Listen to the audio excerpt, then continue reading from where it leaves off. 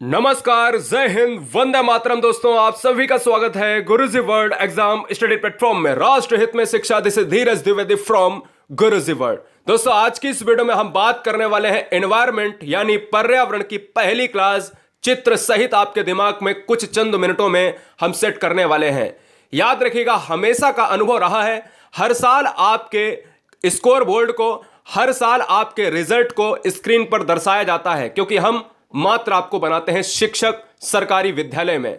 हर बहन हर भाई से बस इतना कहना चाहेंगे कि आपकी पहली क्लास है और स्वर्णिम कलम से अपने नोट्स हमेशा की तरह अपने स्वर्णिम भविष्य को लिख डालिएगा। यानी नोट्स हमेशा बनना चाहिए आपका। बेहतरीन प्लेलिस्ट हमने बेहतरीन तरीके से, साइकोलॉजी हो, एनवायरमेंट हो, हर तरीके से आपको प्रोवाइड करने की कोशिश कर रहे हैं। तो आज अगर आप आए हैं वीडियो पर तो बहुत ही अच्छे समय पर आए हैं। सब्सक्राइब कर लेना, क्योंकि यहां पर सिलेक्शन की बात होती है। एक टॉपिक रटना नहीं है, एक बार पढ़ाएंगे, चित्रात्मक समझ लेना है, लिख लेना है और कभी दोबारा पढ़ने की जरूरत नहीं पड़ेगी। सब्सक्राइब करना बिल्कुल ना भूलें। पहले हम आपको दिखा देते हैं हम पढ़ाने क्या वाले हैं, लास्ट में हम इसके क्वेश्चंस भी करने वाले हैं। टेलीग्राम से जुड़ने के लिए आप सभी को बताना चाहेंगे कि केवल एकमात्र गुरुजी वर्ड सर्च करना है, GURUJIWORLD, या नीचे डिस्क्रिप्शन में लिंक भी आपको दे दी है। मैं आपको बताना चाहता हूं कि मैंने पढ़ाने क्या वाला हूं। यहां पर देखिएगा, हम आपको सभी पूरी तरीके से अगर देखा जाए तो चित्रात्मक बेहतरीन तरीके से दोस्तों हमने एरो वाइज पढ़ाने की कोशिश की है। किस तरीके से चित्र सहित आपको दिमाग में यहां पर सेट करना है। साथ ही साथ हमने क्या परसेंटेज है, कहां से क्वेश्चंस आते हैं, तो लास्ट में कुछ हमने सिंपल क्वेश्चंस भी लिए हैं, ठीक है ना। अब हम सबसे पहले बात करते हैं, जो पहला पॉइंट है जो कलम से आप लिखेंगे, तो वो पहला पॉइंट ये है कि हमें पर्यावरण में पढ़ना क्या है।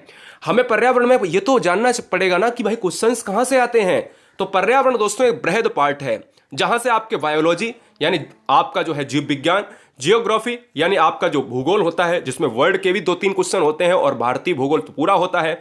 जहां पॉलिटी की बात करते हो, जहां पर आप राजनीति विज्ञान की बात करते हो, राजनीति शास्त्र की बात करते हो, जहां से आप संसद की बात करते हो, राष्ट्रपति की बात करते हो, राज्यपाल से क्वेश्चंस आते हैं, भारत की ट्रेडिशन परंपरा से क्वेश्चंस आते हैं, ठीक है ना। कौन सा लोक नृत्य कहां का है, यहां से क्वेश्चंस आते हैं। ईवीएस का एक बृहद पार्ट है दोस्तों, जिसको हम पर्यावरण ही कहते हैं, जहां से आप नदियां, झरना, महाद्वीप, यहां से क्वेश्चंस आते हैं, फैमिली, भोजन, है ना, बहुत सारे क्वेश्चंस आते हैं। यहां से फिर एक और जीके का पार्ट, जीके में तो सब कुछ समाहित हो जाता है, बायोलॉजी, ज्योग्राफी, पॉलिटी। तो यार कुल मिलाकर के कह सकते हैं कि पर्यावरण एक बृहद पार्ट है, जिसकी पहली क्लास हम आज पढ़ने वाले हैं। तो चलिए हम चलते हैं, चित्रात्मक आपके दिमाग में सेट करने की कोशिश करते हैं। यहां से आपको लिखना स्टार्ट करना है। पहला क्वेश्चन यही बन जाता है कि पर्यावरण जो शब्द है वो कहां से बना है, किस भाषा का शब्द है। तो याद रखिए दोस्तों, हमेशा की तरह एनवायरमेंट जो है, एनवायरमेंट का अर्थ क्या होता है, परिधन आवरण। अगर एनवायरमेंट का अर्थ थोड़ी ना निकल आएगा सर। एनवायरमेंट एक इंग्लिश शब्द है जिसका हिंदी रूपांतरण है पर्यावरण, और पर्यावरण का अगर हम संधि विच्छेद करेंगे, परिधन आवरण मतलब क्या है, परिधन आवरण। परि माने चारों तरफ, आवरण मींस क्या होता है, ढका हुआ या घिरा हुआ। जो हमें चारों तरफ से घेरे हुए हैं वही पर्यावरण है। खैर, हम अभी परिभाषा आगे लिखाएंगे। तो कुल मिलाकर आपको केवल शॉर्ट में ये लिख लेना है, ठीक है ना, केवल शॉर्ट में ये लिख लेना है कि एनवायरमेंट शब्द का हिंदी रूपांतरण होता है पर्यावरण। अगर एनवायरमेंट जो बना है वो किस शब्द से बना है, वो बना है इन्वायरनर, इन्वायरनर या इनवायर्न शब्द से बना हुआ है, जिसका मतलब होता है कि हमें चारों तरफ से जो चीजें घेरे हुए हैं वही पर्यावरण है, वही एनवायरनमेंट है। अब बात यहीं पर नहीं खत्म हो जाती। बात सर ये खत्म हो जाती है कि ये बताओ कि इन्वायरनर जो शब्द है या इन्वायरन शब्द है वो किस भाषा का शब्द है। एक्चुअल में फ्रांसीसी भाषा का शब्द था और यहां से निकला एक रूट वर्ड जिसको हमने कहा फ्रेंच भाषा का शब्द। तो क्वेश्चन में कई बार आता है कि पर्यावरण शब्द किस भाषा का शब्द है, एनवायरमेंट शब्द किस भाषा का शब्द है। तो आपको क्या मारना है, फ्रेंच भाषा मारना है। हमेशा की तरह ये गलती मत करना, ठीक है ना, याद रखेंगे। चलूं आगे, बिल्कुल चलूंगा। हम आपको यहां पर एक और अभी चीज दिखाएंगे जिसमें हम आपको पूरा डिस्कस कर देते हैं। लिखना नहीं है, लिखना तो केवल आपको वही वाला था ऊपर वाला, जो आपको नहीं लिखना है वो आपको समझना है। हिंदी भाषा में पर्यावरण शब्द दो शब्दों के संयोजन से मिलकर बना है, जिसका मतलब है यानी परिधन आवरण बराबर पर्यावरण। इसमें परिशब्द, देखिए परिशब्द का मतलब क्या होता है मैं बता देता हूं। क्वेश्चन में आ सकता है कि हिंदी में जो परिधन आवरण होता है, ये परि का मतलब, ये परि आया कहां से। अरे ये थोड़ी ना फ्रेंच भाषा का हो जाएगा। ये सर परि जो है ना, ये है आपका संस्कृत भाषा का शब्द। क्या, संस्कृत भाषा के परितः शब्द, खूब आपने सुना होगा। परितः, परितः माने होता है चारों तरफ, और यहां भी आपका परि होगा चारों तरफ। यानी इसमें परि शब्द का अर्थ है हमारे चारों ओर, और आवरण शब्द का अर्थ है ढका हुआ, अर्थात ऐसा जो हमें चारों ओर से घेरे हुए है, ढके हुए है सर, वही तो है हमारा एनवायरनमेंट, वही तो है पर्यावरण। यानी वो कोई भी चीज हो, चाहे ट्रैक्टर हो, चाहे लकड़ियां हो, चाहे वृक्ष हो, चाहे जानवर हो, जो हमें घेरे हुए हैं। अभी नहीं समझ में आएगा आपको, अब मैं समझाऊंगा आपको, यहां से इस स्लाइड में समझ में आएगा। जैसे जैसे सर सजीव, सा माने सहित, जीव माने जीव, यानी जिसमें सर जीवन हो। निर्जीव, नि माने नहीं, जीव माने जीवन, जहां जीवन हो ही ना, ऐसी वस्तुएं जहां पर जीवन हो सजीव कहलाती हैं। ऐसी वस्तुएं जहां निर्जीव यानी जीवन ना हो निर्जीव कहलाती हैं। तो हम कहेंगे पर्यावरण बराबर परिधन आवरण, यानी चारों तरफ से घेरे हुए जो चीजें हैं उनमें दो तरीके की चीजें हैं, एक तो सजीव, एक तो निर्जीव। अब बोलो कैसे? यानी अगर हम बात करें जिसमें हम कहते हैं श्वसन होता है, जैसे हम हैं, जानवर हैं, तितलियां हैं, है ना, जितने जीव जंतु हैं, जितने पेड़ पौधे हैं सर सजीव में आते हैं। ये सब सजीव होते हैं, निर्जीव होते हैं जिनमें जान नहीं होती लेकिन हमारे लिए जरूरी होते हैं, ठीक है ना, लोहा, लकड़ी, लंगड़, ये सभी क्या है ना, निर्जीव की बात कर लेते हैं। तो ये भी हमारे चारों ओर ही तो हैं, ये जो हमारे अराउंडिंग जो घेरे हुए हैं यही सर पर्यावरण है। अब हम चलते हैं नेक्स्ट पॉइंट पर। एक परिभाषा बार बार एग्जाम में पूछी जाती है, मैंने कहा ना मैं ऐसा पढ़ाऊंगा आपको कि एग्जाम में ना धुआं धुआं कर जाओगे। मैं आपसे बस यही कहना चाहता हूं कि ऐसा कोई भी मैं क्लू नहीं देखना चाहता कि अगर 30 क्वेश्चन की बात करें तो 30 में 30 नंबर ना आए, चाहे साइकोलॉजी की बात करें, चाहे एनवायरनमेंट की बात करें, चाहे अन्य सब्जेक्ट की बात करें, चाहे हिंदी हो, चाहे मैथमेटिक्स हो। इस बार हम 30 की तैयारी करवाएंगे, 30 में 30 की तैयारी करवाएंगे। डिपेंड तो यह करेगा कि आप कितने लाते हो। क्वेश्चन तो हमेशा गलत होते हैं बच्चों से, हम भी अगर जाएंगे तो क्वेश्चंस बहुत जल्दबाजी में गलत करते हैं, कहीं गोला भरने में गलत हो जाते हैं, तो उसकी कोई दिक्कत नहीं। लेकिन आपको टॉप भी नहीं करना है, बस एक सरकारी सीट लेना है, ठीक है ना। रॉस की बात करें तो क्वेश्चन हमेशा आता है पर्यावरण से, कहता है एक ही परिभाषा आती है, कहता है ये किसने कहा था कि पर्यावरण एक बाहरी शक्ति है जो हमें प्रभावित करती है। क्वेश्चन लिख लीजिएगा, यह आपका मनोविज्ञान में भी पूछा जाता है। Environment is an external force which influences us, बराबर पर्यावरण क्या है कि हिंदी में अनुवाद कह रहा है कि पर्यावरण एक बाहरी शक्ति है जो हमें प्रभावित करती है, चाहे वो पॉजिटिव रूप से प्रभावित करे या हमें नेगेटिव से इफेक्ट डाले, वही सर पर्यावरण है, वही एनवायरनमेंट है, ठीक है ना। मिस्टर रॉस महोदय ने कहा था, जेसी रॉस इनका पूरा नाम है, ठीक है ना। चलेंगे नेक्स्ट वर्ड पर। अब अभी हमने देखा था कि भाई कुछ चीजें हमारे सामने हैं पर्यावरण में, जैविक हैं, कुछ चीजें हैं अजैविक, ठीक है ना, कुछ निर्जीव हैं, कुछ सजीव हैं। उन्हीं में से जैविक और अजैविक वर्ड उन्हीं को हम कह सकते हैं, अगर सिंपल भाषा में अगर कहें।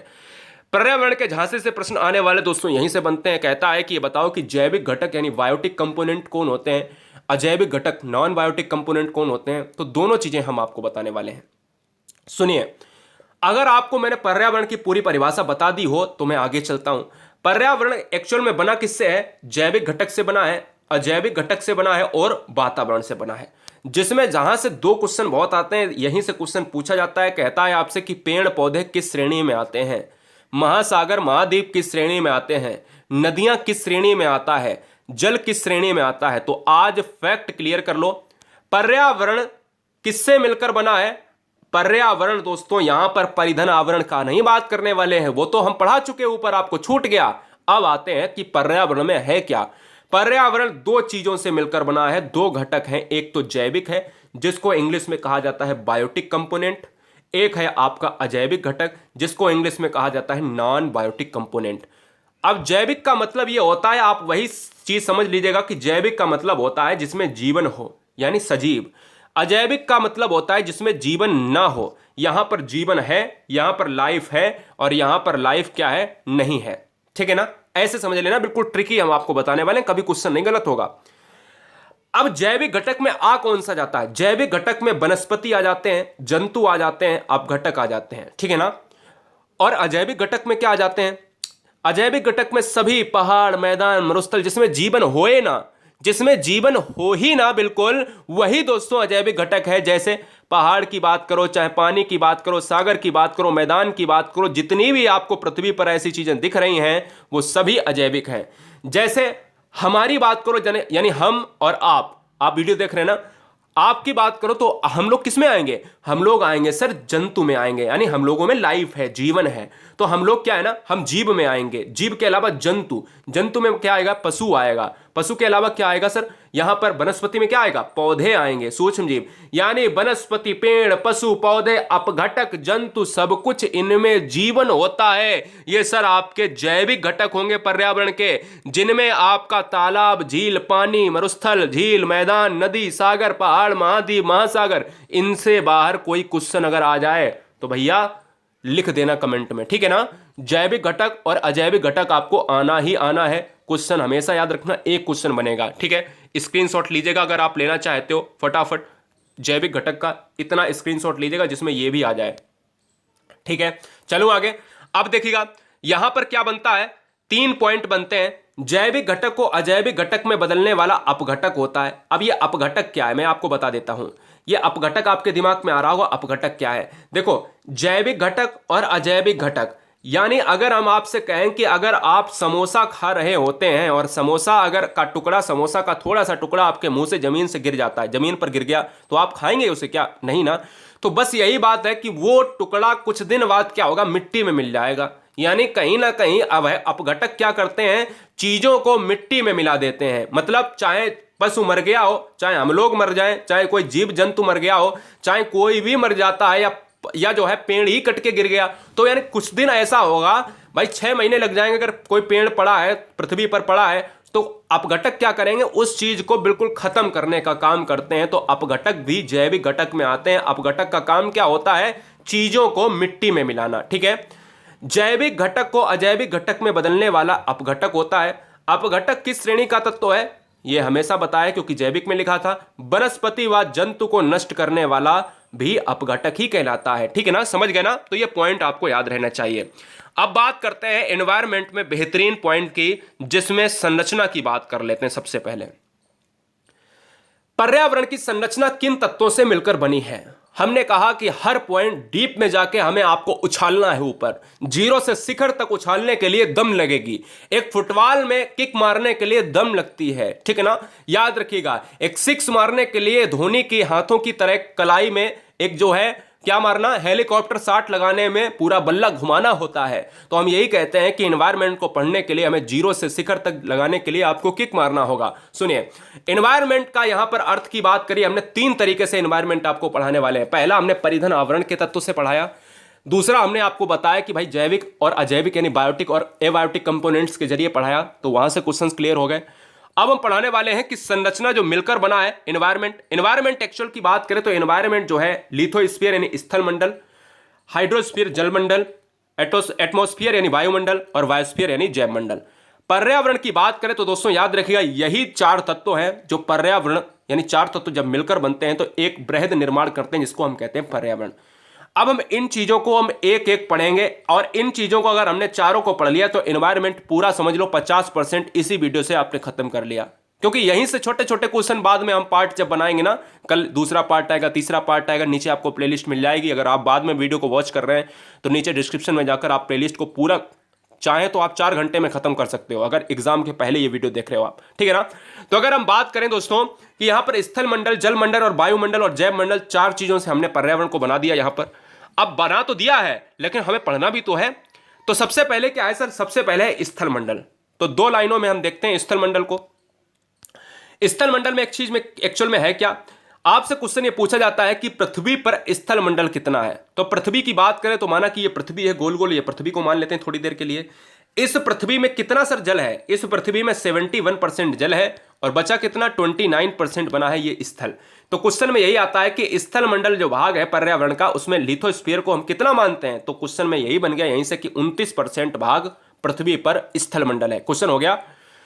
आगे पढ़ते हैं भैया। आगे यह है कि स्थल मंडल जो अधिकांश जीव जंतुओं तथा पेड़ पौधों का आसार है। मतलब स्थल होगा तभी तो हम अपना जीवन यापन कर पाएंगे, हम लोग पानी में तो रह नहीं सकते। सिंपल सी बात है कि स्थल होगा तभी अपने जीवन का यापन कर पाएंगे। इसमें पठार आता है, इसमें मृदा आती है, खनिज आता है, चट्टाने, पहाड़ आदि शामिल हैं। तो क्वेश्चन में यह बन सकता है कि पठार किसका भाग है, जल मंडल का भाग है, जैव मंडल का भाग है, स्थल मंडल का भाग है। तो हमेशा याद रखिएगा पठार जो है आपका लिथोस्फीयर यानी स्थल मंडल का भाग है। जीवों को स्थलमंडल दो प्रकार की सहायता करता है। एक तरफ तो वे जीव जिनको आवास उपलब्ध कराते हैं, यहां पर वो रहते हैं, और दूसरी तरफ चाहे स्थलीय हो या जलीय हो, उनके लिए खनिज का स्रोत स्थलमंडल होता है। मतलब क्या है कि हम लोग जो चीजें खनिज निकालते हैं वो स्थल से ही निकालते हैं। अगर मनुष्य की बात करें तो वो अयस्क भी नीचे से निकालता है, जमीन से सोने चांदी जवाहरात भी निकालता है, कोयला भी निकालता है। हर चीज यानी स्थलमंडल में एक पृथ्वी के गर्भ में छुपी हुई है। तो यार याद रखिएगा, ये स्थलमंडल आपने पढ़ लिया।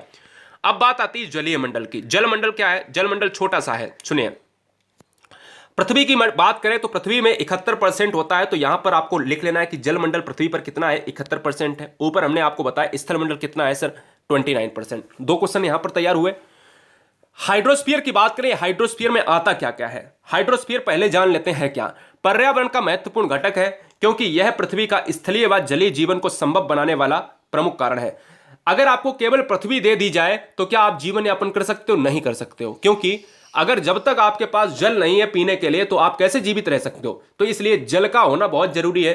केवल जल से भी नहीं जीवित रह सकते और केवल स्थल से भी जीवित नहीं रह सकते। यानी रहने के लिए आपको जमीन चाहिए और पीने के लिए आपको पानी चाहिए। कुल मिलाकर पानी भी इंपॉर्टेंट है। तो जलमंडल के अंतर्गत धरातलीय व भूमिगत जल को सम्मिलित किया गया है। अब इनमें आता क्या क्या है, सुनिए। अब इनमें जो है आता क्या क्या है, पृथ्वी पर स्थित जल अनेक रूपों में पाया जाता है, जैसे महासागर, झीलें यानी ओशियन, लैक्स, बांध बोले तो डैम, नदियां बोले तो रिवर्स, हिमनद बोले तो ग्लेशियर। स्थल के नीचे स्थित भूगर्भिक जल को भी, यानी जिसको हम कहते हैं सरफेस वाटर, सरफेस वाटर ही हम लोग यूज करते हैं, जहां पर हम पृथ्वी के नीचे खुदाई करके हम अपने समरसेबिल या कुओं का इस्तेमाल करते हैं। तो हम कह सकते हैं कि पृथ्वी पर 29% जो है स्थल होता है, पृथ्वी पर 71% आपका जल होता है। जल के स्रोत बहुत सारे हैं जो आपको यहां पर दिख रहे हैं। दूसरी चीज यार याद रखो कि क्वेश्चन बनता है कि ये बताओ कि पृथ्वी पर 71% जल है और फिर भी लोग कहते हैं त्राही त्राही मची हुई है जल की। तो याद रखिएगा 71% में मात्र 1% ही जल आपके मानव के उपयोग करने के लिए है। बाद बाकी 70% जल आपका लवणीय जल है, बेकार जल है, जो महासागरों में पाया जाता है। वो बेकार जल है, मनुष्य के ना तो कपड़े धोने के काम आ सकता है ना उसको पिया जा सकता है। याद रखिएगा 70% जल बेकार जल है, लवणीय जल है। लवणीय जल में अगर आप कपड़े भी धोगे तो उसमें साबुन झाग नहीं निकालेगा। अगर जब तक साबुन झाग नहीं निकालेगा तब तक भाई कपड़े धुल जाएंगे क्या? नहीं, पीने के लिए वो हानिकारक है। आप याद रखिएगा। तो याद सिंपल सी बात है, अगर क्वेश्चन में आए कि मनुष्य के लिए पृथ्वी पर पानी कितना परसेंट पीने योग्य है, तो केवल 1% योग्य है। समझ सकते हैं कितनी दिक्कत वाली बात है। इसीलिए कहा जाता है कि भाई जल जो है बहुत कम है पृथ्वी पर, इसको बचाया जाए। जल बचाओ, जल ही जीवन है कहा जाता है। लेकिन हम आपके दिमाग में यह भी आया होगा पहले कि अगर 71% जल है साला, तो फिर जो है दिक्कत काहे की बात की है? 71% जल तो है, लेकिन 70% सर क्या है ना, 70% जल जो है आपका लवणीय है, साल्ट बात करता है, ठीक है ना। अब बात आती है वायुमंडल को हमने बेहतरीन तरीके से आपको समझाया है। सुनिए, वायुमंडल क्या होता है? एटमॉस्फेयर जीवन के लिए एक महत्वपूर्ण घटक है। इसके बिना जीवन की कल्पना भी नहीं की जा सकती। हमने क्या कहा, अगर स्थल मंडल दे दिया जाए तो क्या जीवित रह सकते हो? केवल नहीं, पानी चाहिए। चलो ठीक है, स्थल मंडल और जल मंडल तुमको दोनों चीजें मैंने दे दी कि भाई रहने के लिए आपको हमने जमीन भी दे दी और पीने के लिए पानी भी दे दिया, तो क्या जीवित रह सकते हो? नहीं रह सकते हो। फिर भी नहीं रह सकते हो, क्यों? क्योंकि भाई सांस लेने के लिए मर जाओगे यार घुट के। नाक तुम्हारी बंद कर दी जाए और मुंह तुम्हारा बंद कर दिया जाए और कहा कि भाई खाना भी है तुम्हारे पास और तुम्हारे पास जमीन भी है, कपड़े भी है, जहाज भी है, हेलीकॉप्टर भी है, तुमको हवा नहीं देंगे। अरे भाई पॉसिबल है? नहीं हो सकता भाई। कि वायुमंडल यानी वायु बहुत इंपॉर्टेंट है आपके लिए, पानी इंपॉर्टेंट है, वायु इंपॉर्टेंट है, रहने के लिए जमीन इंपॉर्टेंट है। तो क्या करोगे भाई? जमीन इंपॉर्टेंट अगर नहीं होगी तो क्या पेड़ के बैठ के ऊपर करोगे क्या? नहीं ना। समझ रहे हो ना क्या करने की बात कर रहे हैं? तो आप समझदार हो। सिंपल सी बात है कि आप एक लिमिट समय तक कर सकते हो, लिमिट समय तक आप बिना पानी के रह सकते हो, लिमिट समय तक आप बिना जो है किसके, स्थल के रह सकते हो। लेकिन वायु तो आपको चाहिए ना, स्थल आपको चाहिए ना, जल आपको चाहिए ना। तो जीवन के लिए महत्वपूर्ण घटक है, इसके बिना जीवन की कल्पना भी नहीं की जा सकती। वायुमंडल के विभिन्न प्रकार की गैसें पाई जाती हैं। तो क्वेश्चन क्या बनता है कि ये बताओ कि वायुमंडल में नाइट्रोजन कितनी पाई जाती है? वायुमंडल में सबसे ज्यादा कौन सी गैस पाई जाती है? वायुमंडल में कार्बन डाइऑक्साइड का परसेंटेज क्या होता है? वायुमंडल में एकमात्र अक्रिय गैस कौन सी पाई जाती है? वायुमंडल में ऑक्सीजन का मात्रा कितना होता है? तो सुनिएगा। तो दोस्तों अगर बात करें नाइट्रोजन की बात करें तो वायुमंडल में नाइट्रोजन पाई जाती है 78%। हमेशा याद रखना है 78% एग्जैक्ट वैल्यू है 78.8%। वायुमंडल में ऑक्सीजन की बात करें तो वायुमंडल में ऑक्सीजन का मात्रा है दोस्तों 20.91 या 95%, यानी हम कह सकते हैं कि 21% जो है आपका ऑक्सीजन पाया जाता है।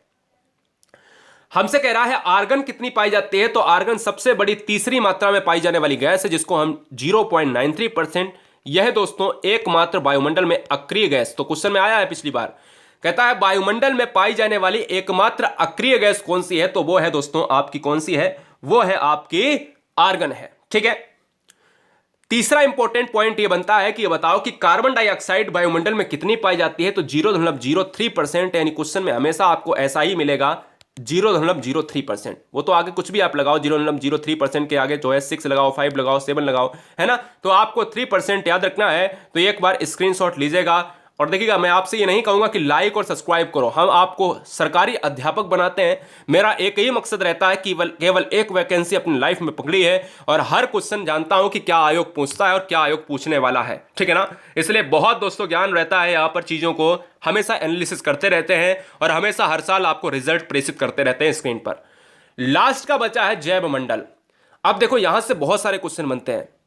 देखो जैव मंडल होता क्या है, पृथ्वी का वह भाग जहां स्थल, जल और वायुमंडल तीनों रूप में सम्मिलित होते हैं, उसे जैव मंडल कहा जाता है। मतलब क्या है, मतलब यह है मेरे भाई कि अगर पृथ्वी की बात करें, ये जैव मंडल है, जैव मंडल की बात करें तो यहां पर एक हम फिगर बनाते हैं, यहां पर एक हम फिगर बनाते हैं, ये देखो, और इसको हमने फिगर को बनाया और हमने कहा कि ये जो भाग है रेड वाला, ये रेड मैंने कर दिया है, ये जो भाग है रेड वाला, ये भाग क्या है, यही दोस्तों जैव मंडल है। अभी नहीं समझ में आया होगा, अब मैं करता हूं। देखो ये स्थल मंडल है, ये है दोस्तों आपका वायुमंडल को हमने वी लिख दिया, और ये हमने आपका वाटर को हमने जलमंडल लिख दिया। इन तीनों मंडल का जो एक कॉमन बनता है, इन तीनों मंडल को सम्मिलित कर देने पर एक कॉमन क्षेत्र बनता है, वही हमारा क्या कहलाता है, वही हमारा जैव मंडल कहलाता है। मतलब हमसे कह रहा है कि जलमंडल, जीवन जीने के लिए जल चाहिए, जीवन जीने के लिए स्थल चाहिए, जीवन जीने के लिए वायु चाहिए, इन तीनों को जब हम मिला देते हैं तो हम कहते हैं कि जैव मंडल बनता है। याद रखेंगे जैव मंडल की क्या परिभाषा है, जब स्थल, जल और वायु तीनों रूप एक अवस्था में मिलकर तैयार होते हैं मेरे भाई, उनको हम जैव मंडल कहते हैं। याद रखेंगे। नेक्स्ट वन की बात करेंगे, जैव मंडल की बात करी हमने, ठीक है। पर्यावरण के घटक में हमने आप सभी को बताया कि स्थल मंडल होता है, जल मंडल होता है, वायुमंडल होता है, इन तीनों चीजों को हमने कह दिया जैव मंडल। अब समझ में आया। अगर यहां पर नहीं जैव मंडल को समझ में अगर आया है तो यहां समझ लो, यहां क्या समझ लो, कंपोनेंट ऑफ एनवायरमेंट में स्थल मंडल, जल मंडल, वायुमंडल को तीनों को मिला देने पर हमारा एक बृहद रूप से तैयार होता है क्या, जैव मंडल। ये जैव मंडल में ही हम सांस लेते हैं, जैव मंडल में ही पेड़ पौधे बड़े होते हैं, जैव मंडल में ही जीव जंतु सांस लेते हैं और खाना खाते हैं और श्वसन करते हैं। याद रखिएगा, जैव मंडल के बिना जीवन नहीं हो सकता। जैव मंडल बराबर क्या होता है, स्थल मंडल प्लस जल मंडल प्लस वायुमंडल, और जैव मंडल क्या होता है, जब तीनों को मिला दें तो एक हमारा स्रोत तैयार होता है, यानी जैव मंडल। क्लियर। अब बात आती है स्थल मंडल पर पृथ्वी का भाग कितना होता है। यहां 2.9 लिख गया है, कोई बात नहीं, 29% बताया है पहले।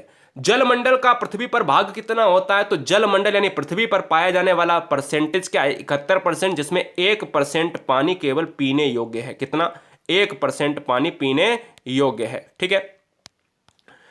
लास्ट के 2 पॉइंट देखेंगे, फिर क्वेश्चंस की श्रृंखला में एंटर करेंगे कि 71% का 81% जल जलीय गोलार्ध यानी दक्षिणी गोलार्ध को कहा जाता है। इसीलिए दक्षिणी गोलार्ध को जलीय गोलार्ध कहा जाता है। समझाता हूं चित्र से, सुनिएगा। देखिएगा, आपसे कह रहा है पृथ्वी पर 71% पानी होता है, यानी वाटर होता है। अब 71 में कह रहा है 81% जो है जल जो है दक्षिणी गोलार्ध में पाया जाता है। बचा हुआ 10% आपका क्या है, बचा हुआ क्या मतलब जो है 10 ही आप मान लो, बचा हुआ 21% की बात करें। अगर इसमें भी अगर 71 में 100% की बात करें तो इसमें भी दोस्तों अगर हम बात करें तो 81% जल हो जो है दक्षिणी गोलार्ध में। समझिएगा फिगर से। हमसे कह रहा था कि 71% जल जो है पूरी पृथ्वी पर है, यही तो आपने पढ़ा अभी तक, पूरी पृथ्वी पर है। अब हमसे ये कह रहा है कि ये बताओ कि पृथ्वी को अगर 2 भागों में बांट दिया जाए तो ये उत्तरी गोलार्ध हो गया और ये दक्षिणी गोलार्ध यानी साउथ गोलार्ध।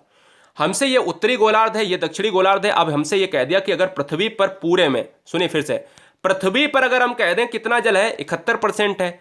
अगर हम पृथ्वी को दो भागों में बांट दें तो ये बताओ कि पृथ्वी के आधे भाग यानी ये उत्तरी गोलार्ध, ये दक्षिणी गोलार्ध, इसमें पानी ज्यादा होगा या इसमें पानी ज्यादा होगा? तो यही तो कह रहा है कि दक्षिणी गोलार्ध में यानी नीचे वाले भाग में पानी कितना है, 81% पानी हो जाता है। यानी इसी के कारण इस गोलार्ध को क्या कहा जाता है, जलीय गोलार्ध कहा जाता है, वाटर गोलार्ध कहा जाता है। ठीक है ना, तो याद रखेंगे। अब हम बात करते हैं क्वेश्चंस की श्रृंखला में, कुछ कुछ छोटे छोटे प्रश्न लेते हैं, जवाब दीजिएगा। पर्यावरण किस भाषा का शब्द है? हम सभी जानते हैं कि पर्यावरण एनवायरनर शब्द से बना है, संस्कृत के परि शब्द से परितः आया है, परितः से परि आया है, जिसका मतलब होता है चारों ओर। जो एक आपका फ्रेंच भाषा के शब्द की बात करता है, क्या फ्रेंच भाषा हो जाएगा? ठीक है ना। नीला ग्रह किसे कहा जाता है? छोटे छोटे क्वेश्चंस लेंगे, हर 4 वीडियो के बाद, हर 2 वीडियो के बाद आपका टेस्ट होगा जो बहुविकल्पी प्रश्न होंगे। आज हमने बिना बहुविकल्प के लिए है। नीला ग्रह किसे कहा जाता है? तो नीला ग्रह की कहा जाता है, ब्लू प्लेनेट की बात करें तो कहा जाता है पृथ्वी को। क्यों? क्योंकि पृथ्वी के अंदर जल है, 71% जल है, इसीलिए उसको ब्लू प्लेनेट कहते हैं। नेक्स्ट वन की बात करेंगे, पेड़ पौधे जैविक घटक है, अजैविक घटक है? कौन से घटक हैं? बायोटिक हैं या नॉन बायोटिक कंपोनेंट है? तो पेड़ पौधे की बात करें तो दोस्तों याद रखिएगा, पेड़ पौधे हमारे कैसे हैं? पेड़ पौधे आ जाते हैं, पेड़ पौधे जीव जंतु ये आते हैं बायोटिक कंपोनेंट में। क्या आते हैं? बायोटिक में आते हैं, यानी जैविक घटक हो जाएंगे इस क्वेश्चन का राइट आंसर। जिनमें जान होती है, जिनमें लिविंग थिंग्स की बात होती है, जिनमें आप जान की बात करते हो, जो जीवित होते हैं, जीवित कोशिकाएं हैं, उनको हम कहते हैं जैविक। वायुमंडल में कार्बन डाइऑक्साइड का परसेंटेज कितना होता है? तो वायुमंडल में कार्बन डाइऑक्साइड का परसेंटेज होता है 0.03% होता है, याद रखिएगा हमेशा की तरह। और वायुमंडल में नाइट्रोजन का परसेंटेज सबसे ज्यादा होता है। जैव मंडल किन किन चीजों से मिलकर बना होता है? तो जैव मंडल की बात करें दोस्तों तो हम ये कहते हैं कि जैव मंडल में आपका स्थल भी मिल जाता है, जैव मंडल में आपका क्या जल मंडल भी मिल जाता है, और जैव मंडल में आपका वायुमंडल भी मिल जाता है, और यही बराबर होकर क्या मिल जाता है, बन जाता है जैव मंडल बन जाता है। नेक्स्ट वन की बात करेंगे, मंडल में कौन से मंडल में नाइट्रोजन का परसेंटेज, मतलब वायुमंडल में, यहां पर लिखना है वायुमंडल में नाइट्रोजन का परसेंटेज कितना होता है? तो वायुमंडल में नाइट्रोजन का परसेंटेज आप सभी को पता है कि वायुमंडल में नाइट्रोजन का परसेंटेज 78.8% होता है, यानी 78% एग्जैक्ट वैल्यू हम कह सकते हैं कि 78% सबसे ज्यादा नाइट्रोजन ही पाई जाती है। पृथ्वी के दोनों गोलार्धों में किस गोलार्ध को जलीय गोलार्ध कहा जाता है? तो पृथ्वी के गोलार्धों में अगर हम देखा जाए तो हम जलीय गोलार्ध किसे कहते हैं? तो हम जलीय गोलार्ध कहते हैं दोस्तों, हम पृथ्वी को 2 भागों में बांटते हैं तो हम कहते हैं पहले तो पूरी पृथ्वी पर 71% पानी है, और अगर इसमें देखा जाए इसमें इधर पानी है ज्यादा या इधर पानी है, तो हम ये कहते हैं कि दक्षिणी गोलार्ध में सबसे ज्यादा पानी है, इसलिए दक्षिणी गोलार्ध को हम जलीय गोलार्ध कहते हैं। नेक्स्ट वन की बात करें, पृथ्वी में स्थल मंडल का कितना परसेंटेज है? तो पृथ्वी में अगर देखा जाए तो 100% होती है पृथ्वी। 100% अगर पृथ्वी होती है तो हम कहते हैं कि 71% यहाँ पर पानी है, और बचा हुआ 29% क्या है, यहाँ पर स्थल मंडल है। तो हम कह सकते हैं कि 71% के अलावा जो बचा हुआ है वो 29% यहाँ पर क्या है सर, आंसर हो जाएगा, यानी स्थल मंडल हो जाएगा। क्वेश्चन नंबर नेक्स्ट की बात करेंगे, महासागर और महादेव लिख गया, कोई बात नहीं, हर हर महादेव नाम भी हो गया भाई इस यहाँ पर, जय महाकाल। जी हाँ, यहाँ पर लिखना था महाद्वीप, ठीक है ना। महासागर और महाद्वीप जैविक घटक हैं या अजैविक घटक हैं? तो याद रखना है, जिनमें लिविंग थिंग्स की बात होती है, जहां पर निर्जीव होते हैं, उनको हम कहते हैं एबायोटिक कंपोनेंट, यानी एबायोटिक कंपोनेंट में ये आ जाएंगे। मतलब हम कहते हैं पेड़ पौधे जीव जंतु कैसे हैं सर, वो हैं आपके कैसे हैं, पेड़ पौधे आपके जीव जंतु हो जाएंगे जैविक, और यहाँ पर महासागर पानी नदियां झील झरना ये आपके हो जाएंगे अजैविक घटक के साथ जाएंगे, यानी ऑप्शन नंबर जाएगा अजैविक के साथ। ठीक है, पूरी वीडियो में जो बच्चा अभी आया है हमने आपको पूरी तरीके से बेहतरीन तरीके से पूरा पढ़ाया है, ऊपर चित्रात्मक पढ़ाया, तो लास्ट के 10 क्वेश्चन हम कर रहे हैं। वायुमंडल में एकमात्र अधिकतम अक्रिय गैस कौन सी? तो वायुमंडल में 78% आपका नाइट्रोजन है, वायुमंडल में आपका 21% आपका क्या है, ऑक्सीजन है, वायुमंडल में आपका जो है 0.03% आपका क्या है, CO2 है, और अक्रिय गैस दोस्तों आर्गन पाई जाती है, जिसका आपको 0.93% जो है यहाँ पर परसेंटेज होता है। तो हम क्या कहेंगे आंसर में, आर्गन गैस हो जाएगी कितना, 0.93% या 95%। तो यार याद रखिएगा, बहुत बढ़िया। तो आप सभी के लिए एक बेहतरीन स्टडी प्लान के लिए हमने आप सभी को बेहतर बनाने की कोशिश करी है, क्योंकि हम बनाते हैं सरकारी अध्यापक। ये पहली क्लास थी। गुरुजी वर्ड टेलीग्राम को ज्वाइन करने के लिए नीचे लिंक आपको दे दी है, या सर्च करें GURUJI WORLD, नीचे लिंक आपको दी है हमने डिस्क्रिप्शन बॉक्स में, ठीक है ना। तो बताइए दोस्तों कैसा लगा ये वीडियो। पूरे वीडियो में नहीं कहा है कि मैंने आपसे कहा है कि लाइक करिएगा, अपने 5 दोस्तों को जरूर लेकर आइएगा। कैसा लगा ये वीडियो, आप सभी के लिए बेहतरीन प्रयास है, कारगर प्रयास है। उम्मीद करते हैं वीडियो आपको पसंद आया होगा। जय हिंद, वंदे मातरम, इंकलाब जिंदाबाद, आदाब, सत श्री अकाल, जय महाकाल। हर बहन हर भाई मस्त रहें, स्वस्थ रहें और दुरुस्त रहें। एग्जाम को फतेह करें। स्वर्णिम क्रांति से स्वर्णिम भविष्य को लिखते रहिएगा। अभी जाइए तुरंत और लिंक को क्लिक करके या गुरुजी वर्ल्ड को सर्च करके अपना ग्रीन लोगो जरूर देखें कि क्या गुरुजी वर्ल्ड का टेलीग्राम है। ऐसा पॉइंट बनाया है जहां पर हर बहन हर भाई जुड़े हुए हैं हजारों की संख्या में। अभी जाएं टेलीग्राम ग्रुप को ज्वाइन करें फॉर PDF को। जय हिंद, वंदे मातरम।